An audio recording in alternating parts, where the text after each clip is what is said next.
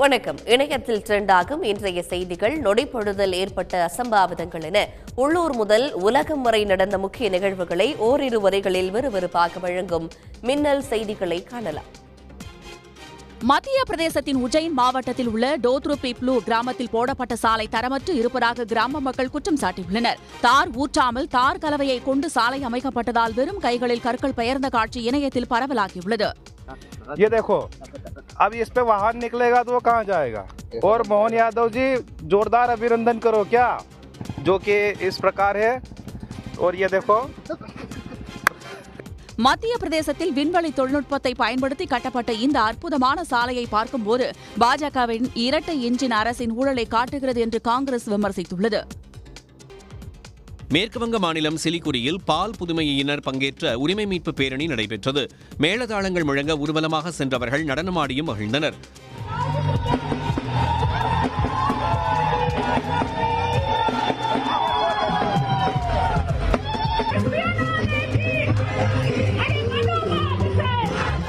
வாக்காளர் பட்டியலில் தங்கள் பெயர்களை சேர்க்க கோரியும் சமூக அங்கீகாரம் வழங்க வலியுறுத்தியும் பேரணியில் பங்கேற்ற பால் புதுமையினர் முழக்கமிட்டனர்.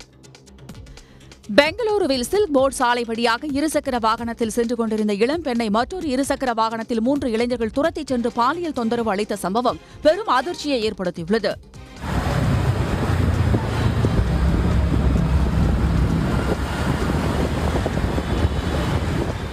இளம் பெண்ணை இளைஞர்கள் பல கிலோமீட்டர் தூரம் துரத்திச் சென்றது தொடர்பான வீடியோ காட்சிகள் சமூக வலைதளங்களில் அதிகமாக பகிரப்பட்டது. இதனையடுத்து வழக்கு பதிவு செய்த காவல்துறை சம்பந்தப்பட்ட 3 இளைஞர்களையும் கைது செய்துள்ளனர். சென்னை கலைவாணர் அரங்கில் திருவல்லிக்கேணி வியாபாரிகள் சங்கத்தினர் நடத்திய முப்பெரும் விழாவில் நடன நிகழ்ச்சிகள் பார்வையாளர்களை வெகுவாக கவர்ந்தன. பல்வேறு பாடல்களுக்கு நடன கலைஞர்கள் தங்கள் துள்ளல் நடனங்களை அரங்கேற்றி பார்வையாளர்களை கவர்ந்தனர். குறிப்பாக பெண் நடன கலைஞர் ஒருவர் தனது உடலில் வளையத்தை சுற்றியபடி பரதநாட்டியம் ஆடியது பெரும் பாராட்டையும் வரவேற்பையும் பெற்றது. திருவாரூர் மாவட்டம் முத்துப்பேட்டை அருகே டீக்கடை ஒன்றுக்கு தினந்தோறும் வரும் காகம் உரிமையோடு வடையை கேட்டு வாங்கி உண்ணும் காட்சி நிகழ்ச்சியை ஏற்படுத்தியுள்ளது. உதய மார்த்தாண்டபுரத்தில் கால் ஒடிந்த காகத்திற்கு டீக்கடை உரிமையாளர் செல்வராஜ் உதவி செய்த நாளிலிருந்து இந்த பாச பிணைப்பு ஏற்பட்டுள்ளது. நாள்தோறும் கடைக்கு வந்து அமரும் காகத்திற்கு அவர் வடையை ஊட்டிவிடுகிறார். காகத்திற்கும் டீக்கடை உரிமையாளருக்கும் இடையிலான பாச பிணைப்பை வாடிக்கையாளர்கள் ஆச்சரியத்துடன் பார்த்து செல்கின்றனர். தருமபுரி கோட்டை கோயில் சொர்க்கவாசல் திறப்பு விழாவிற்காக 75,000 லட்டுகள் தயாரிக்கும் பணி நடைபெற்று வருகிறது.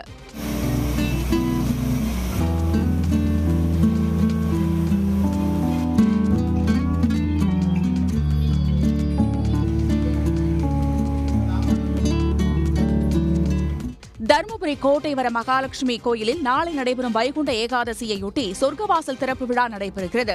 கோயிலுக்கு வரும் பக்தர்களுக்கு பிரசாதம் வழங்குவதற்காக 75,000 லட்டுகள் தயாரிக்கும் பணி கோயில் மண்டபத்தில் இரவு பகலாக நடைபெற்று வருகிறது. தயாரிக்கப்பட்டுள்ள லட்டுகளை உலர் வைத்து பெட்டியில் அடுக்கி வைக்கும் பணியில் ஊழியர்கள் ஈடுபட்டு வருகின்றனர். புதுக்கோட்டையில் நடைபெற்ற மாவட்ட அளவிலான ஆணழகன் போட்டியில் வீரர்கள் இசைக்கு ஏற்ப உடலை முறுக்கி பார்வையாளர்களை கவர்ந்தனர். 50 கிலோ மற்றும் 75 கிலோ மற்றும் அதற்கு மேல் என 7 பிரிவுகளாக போட்டிகள் நடைபெற்றன.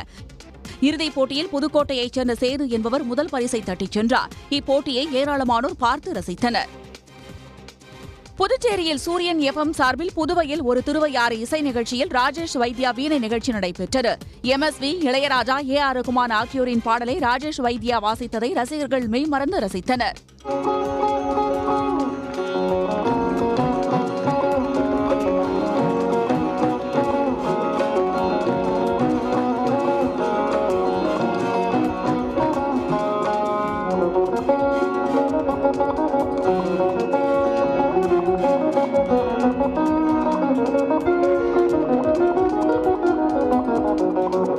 முன்னதாக அபிலாஷின் வாய்ப்பாட்டு நிகழ்ச்சி நடைபெற்றது. நேற்று முன்தினம் புதுவையில் ஒரு திருவையாறு இசை நிகழ்ச்சியை புதுச்சேரி முதலமைச்சர் ரங்கசாமி தொடங்கி வைத்தார். வேலூர் மாவட்டம் காட்பாடி அருகே வள்ளிமலை சுப்பிரமணிய சுவாமி கோயிலில் 59ஆம் ஆண்டு திருப்படி திருவிழா விமர்சையாக நடைபெற்றது. இதையொட்டி 500 பால் குடங்களுடன் ஊர்வலமாக சென்ற பக்தர்கள் 450 படிகளில் மலையேறி சென்று வழிபாடு நடத்தினர்.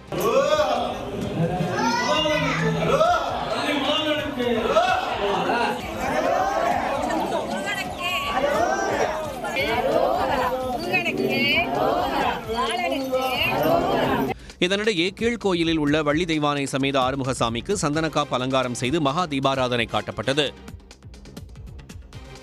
ஜம்மு காஷ்மீரின் பஹல்காம் பகுதியில் குவிந்து வரும் சுற்றுலா பயணிகள் புத்தாண்டை கொண்டாட ஆயத்தமாகி வருகின்றனர். இயற்கை எழில் கொஞ்சும் அந்த பகுதியில் குதிரை சவாரி செய்து பயணிகள் மகிழ்ச்சி அடைந்தனர்.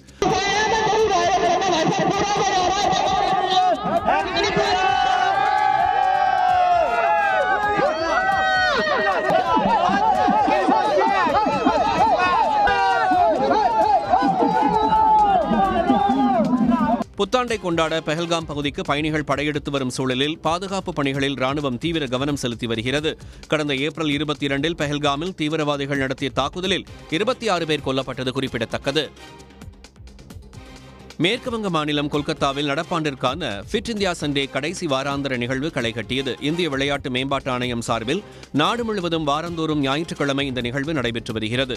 ஆண்டின் கடைசி ஞாயிறு என்பதால் கொல்கத்தாவில் ஃபிட் இந்தியா சண்டே நிகழ்வில் பங்கேற்றவர்கள் ஆடிப்பாடி மகிழ்ந்தனர். நிகழ்ச்சியின் ஒரு அங்கமான சைக்கிள் பேரணியில் திரளானோர் ஆர்வத்துடன் பங்கேற்றனர். உடனுக்குடன் செய்திகளை தெரிந்து கொள்ள சன் நியூஸ் பெல் ஐகானை கிளிக் பண்ணுங்க.